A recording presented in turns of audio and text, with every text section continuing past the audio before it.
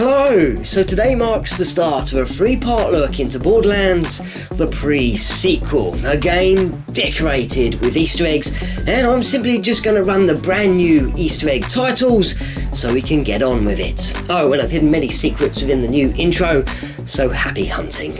Welcome everyone to the home of finding sweet chocolate Easter eggs within our video games.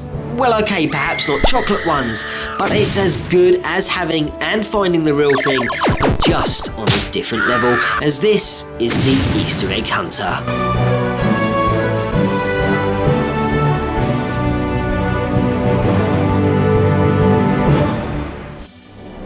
Number 1.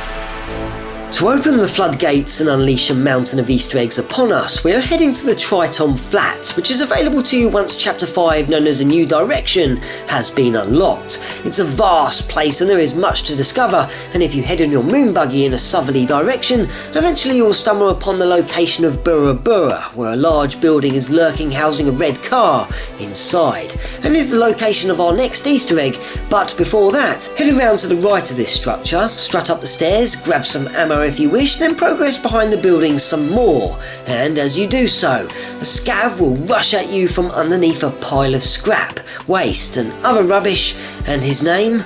Well, it's Oscar, as in Oscar the Grouch from Sesame Street. Number 2.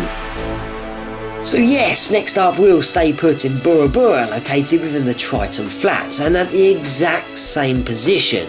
But if you haven't already done so, you will need to complete Chapter 5 in order to unlock a range of side missions, and one in particular called Pop Racing that is situated inside this very building. Once you have, head inside and talk to Nappykin's Loonstalker, the kid whom is clearly full of himself and quite good at being sarcastic, and is in fact a reference to Anakin Skywalker, and more to the point, from Star Wars Episode 1, where instead of pod racing, we will be doing pop racing, which to complete the challenge you must drive through 13 gates in a time less than Nappykin's 1 minute and 30 seconds. It may not be on a grander scale as the film, but it is still rather fun.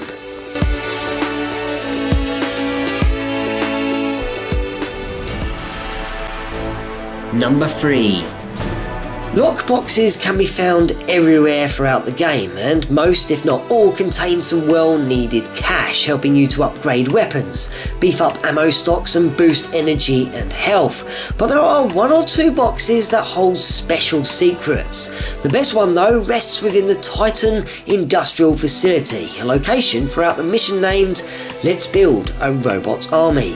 When it comes to the task of disabling the Master Fuse box, you will enter a fairly large open area which is decorated with many of these boxes, but one of them is hanging from a chain from the ceiling, and as you open it, a gun will pop out and land on the floor. If you want to, check this out first, as it will make more sense before gazing back into the box, as the description of the gun reads, "Smooth Gwen's other head," and Gwen is kind of a strange girl. So who's Gwen? Well, this is a reference to Gwyneth Paltrow, who played a woman named Tracy Mills from the 1995 film Seven, which Tracy is murdered in, and her head is delivered in a box, hence why there is a head in this box.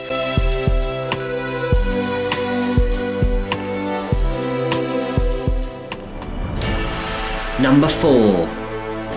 After accomplishing the main storyline of Home Sweet Home that takes place upon the Hyperion hub of heroism, you'll be able to access extra side missions via Jack's office. At this point, opt for an urgent message that leads you onto the Heron Lockup, where Professor Nakayama is being held prisoner. After taking down numerous security guards, you'll have to access a terminal to unlock the Professor from his cell, and while doing so, you'll encounter this small piece of dialogue.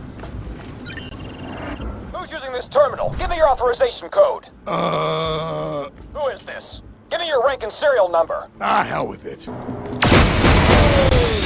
Okay. Which is a nod to Star Wars Episode 4, where Han Solo is rescuing Princess Leia from her prison cell. But this is not the only reference to this episode, as the Professor will give you some extra work with cash and experience points on top of it.